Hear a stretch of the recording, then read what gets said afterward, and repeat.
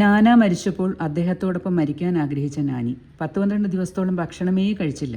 ഒടുവിൽ കുച്ചുവാടയിൽ നിന്ന് എൻ്റെ മാതാപിതാക്കളോടൊപ്പം നാനിയെയും കൂട്ടി എൻ്റെ പിതാവിൻ്റെ നഗരത്തിലേക്ക് താമസിച്ചു.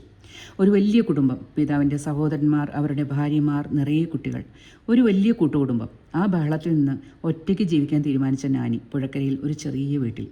പകൽ മുഴുവൻ സ്കൂളിലും നഗരത്തിലും ചുറ്റിത്തിരിഞ്ഞ ഞാൻ രാത്രിയിൽ എപ്പോഴും എൻ്റെ നാനിയോടൊപ്പം താമസിച്ചു. മിഠായികൾ ഇഷ്ടമായിരുന്ന നാന.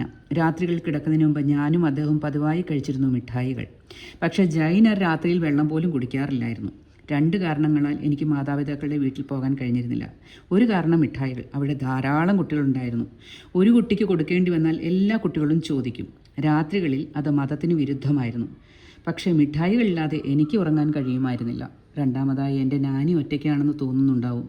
എനിക്ക് നാനിയോടൊപ്പം ഇരിക്കാനും ഒറ്റയ്ക്കിരിക്കാനും ഇഷ്ടമായിരുന്നു. പക്ഷേ എൻ്റെ മാതാപിതാക്കളുടെ വീട് ഒരു മാർക്കറ്റ് പോലെയായിരുന്നു. എപ്പോഴും ബഹളങ്ങൾ. 7 വർഷങ്ങൾക്ക് ശേഷവും ഞാൻ എൻ്റെ മാതാപിതാക്കളുടെ സ്വാധീനത്തിലല്ലായിരുന്നു. നിശബ്ദതയും നിരപേക്ഷമായ സ്വാതന്ത്ര്യവും ധാരാളം സ്ഥലവും ഉള്ള ഒരു സ്ഥലത്ത് നിന്ന് എപ്പോഴും ബഹളങ്ങളുള്ള ഈ വലിയ കുടുംബത്തിലേക്ക് പ്രവേശിക്കാൻ ഞാൻ ആഗ്രഹിച്ചിരുന്നില്ല. Glimpses of a Golden Childhood by Osho.